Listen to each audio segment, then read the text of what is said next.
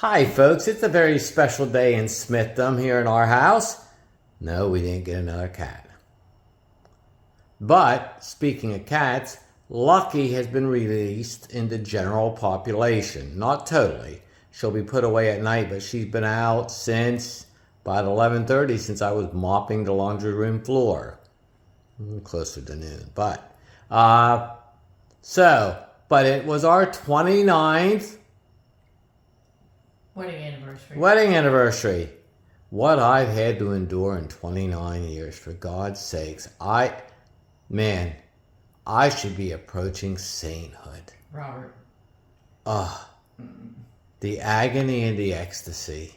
More the agony, but we won't go there. Robert. So, but what do we have today, Miss Katie? Zeppelin Raiders. And what's on the cover? I'd say a Zeppelin. Looks like the Hindenburg. Yeah, Zeppelin in flames, isn't it? Yep. Because they burn easy. And who are we to thank for the game? Greg Smith. No, Bill Thomas. I'm sorry, my apologies. And who designed the game? Greg Smith. Is he Right? Yeah, that's right. Is he related to us? Not as far as we know. Not that we know. But he wears army, so therefore he is kind of related to us. He's a brother. He's a brother in arms. So, but this was a surprise game to get from Compass because Compass seldom sends games out. Seldom as in the odds of the NBA wanting me to come for a tryout. That kind of seldom. So, but we're looking forward to this one. And in fact, earlier today, Miss Katie, pick up the book. My anniversary present from Miss Katie was the Zeppelin in Combat. So, I wasn't going to fool with the game at all till I'd read this. I know a little bit about Zeppelins. Well, because I use them to teach as a teaching point for my Air Force students about the Italians were the first to use tactical or strategic bombing in their campaign in Libya, which is a great game, by the way, that we reviewed from Decision Games out of Strategy and Tactics. But here because this is more specific and more in-depth, we said we need to get smart on this, and Miss Katie got this for me for my wedding anniversary present. Isn't that so wonderful? But anyway, folks, we thank you. We'll be getting to this shortly. And of course, she always, as we say every video, and she always does what at this point? Bye-bye. Bye-byes. And she's supposed to make cooing noises about how well she married at this point, too. She did. Thanks, folks.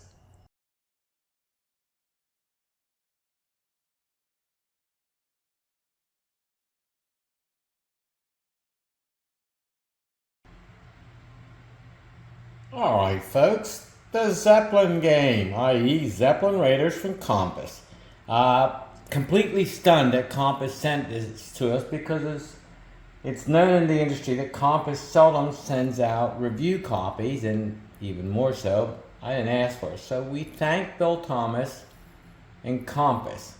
You gotta like how they framed this one with a Zeppelin going down, might be L-33 for all I know, and the cone of light. So good cover, kind of this fabric-y look to it, and the back is certainly appealing enough, isn't it? I think it is, particularly with the Zeppelin on it. Good idea, good concept, good art. Of course, all the revenue tends to do that. Now let's take a look at the rules. The rule book.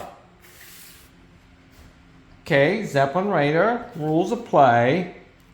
Nothing exciting there per se, but I need to note it's a game I wouldn't have bought, which then becomes my bad as I can see now. And it's kind of thanks to Gary Graber that I ended up liking this kind of game. They're a bit on the mechanistic side for some folks, but they give me enough decision making without it becoming overwrought, and certain subject matters are not necessarily conducive to moving units over hexes all the time. The rules feel dense, no question about that, and you look at this at first and go, oh my God, there's a lot there. Well, actually it's not that bad, and having said that, they're actually not. And I'll note right here, this thing here. Throughout the rules, you will see numerous indented blue sections, such as this one, play hints, design notes, but it's well illustrated. Game equipment, log sheet example, your Zeppelin display, map. Each page seems to be fairly illustrated, that there's not anything, but it's interesting. Every time I look at the creased cruel board, I always read it as deceased. So, this is the only page, let's see here, page 12 and 13 is the only page that really doesn't have a chart or something. So the rules have a lot of explanatory notes that allow you insight into the designer, Greg Smith's rationale. It's good to have because most of us have little mooring, like how I worked in a Zeppelin type turn there. In Zeppelins, mine is the Italian Ottoman campaign of 1911-1912, which I used to teach for my Air Force class. Otherwise, I wanted much more, and there's only one spelling mistake. I happened to catch it because the word separately was, well, spelled wrong. So let's move over to another section here. You might be disappointed by map size, and at first I was a little surprised and went, wow, these are small. And then I said to myself, well, why do they need to be much bigger for the kind of game it is? So you see, you start here, and you keep moving various places. Okay, works for me. What I found out reading the Zeppelin book is that, particularly in Germany, they would start by noon to take their flight because these guys are only going anywhere from 40 to 50 miles an hour. So, got it. The only negative thing I've seen here is my map here is dinged. Now, we get over here, there's a second game map. And that is you are in Bulgaria and you are either trying to resupply the German forces in the south here, or you're doing various damage in the Eastern Med. So that's all kind of very interesting as far as I'm concerned. And then there is the nice pad of log sheets. I mean, look at this. There's a lot of log sheets, and better yet, they're double-sided. And it's funny because I recall when Stratomatic used to give you a number of box score for log and the equivalent of baseball log sheet. And then they gently really cut it down. So now let's talk about components. There are a series of heavy-duty player aid cards, or I almost think of them as, well, they're player aids, almost as flowchart cards for this game. And what they do is move things along for you. The easily set forth by, like A. A is your mission assignment, scouting, bombing possibilities, and you flip it over, and your possible aircraft encounter. So I call A mission assignment, possible aircraft, encounter bomber, and scouting. Okay, then we go to B. B is, think of it as a damage table. You got Zeppelin damage, combat damage, possible aircraft hack, the darts, your Zeppelin damage down here, and then your actual possible damage to your Zeppelin. And we got lots of rolling. Okay, because you could get more than one damage at a time, theoretically. So you have that. Then, of course, you got your possible commandant list. Okay, typical given names as Zeppelin commandants. All right. Now you get to your actual targeting. If it showed on one of your, on your mission assignment chart, and we'll come back to that you were, say, here in 1916, I'll be starting in 1915, that we were going to go bomb London. We would then go to here and roll dice to see where our targeting of London comes down at. Okay. The flip side of this card is your Mediterranean card. Both your mission assignment for Africa, targeting Naples or Malta and Ceuta Bay. Then you've got your other targeting for your other places in the British Isles, such as Norwich, Newcastle, Mull, Grimsby, Edinburgh, Liverpool, Glasgow, Manchester, Sheffield, and Dover.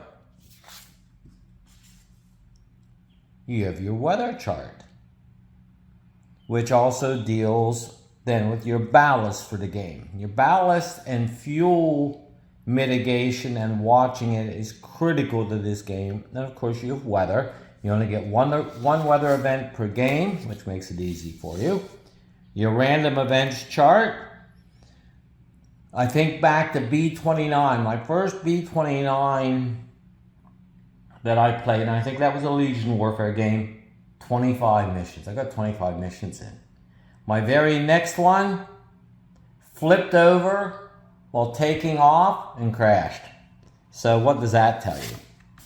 And then, of course, the kind of Zeppelins you get. So now you're rolling for your Zeppelins. And, of course, you've got the type, dependent upon the period, the type of die you roll for it. So, again,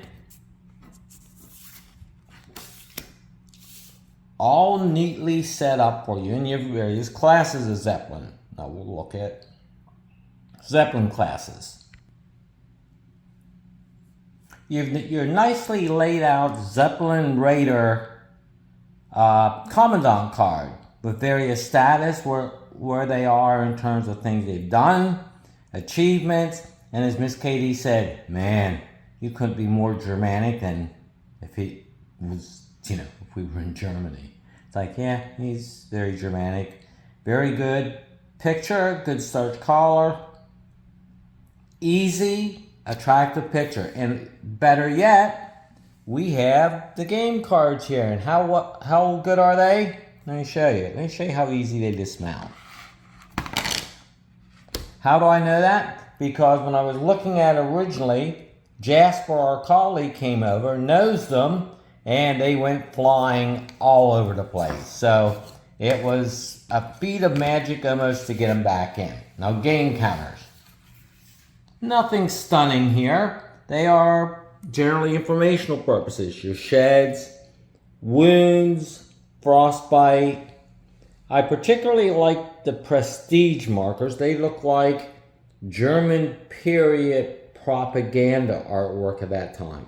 You got your bomb loads, your incendiaries, your various weather, your fuel gauges. So, and you're gonna like this one. There is your cone to show that you are in trouble, that they got you well. Now let's talk about the Zeppelin cards. The Zeppelin cards are really, really well done.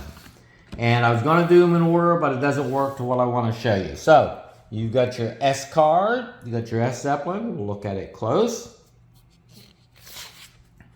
You've got your M class Zeppelin, which is, what we'll be starting with, I think.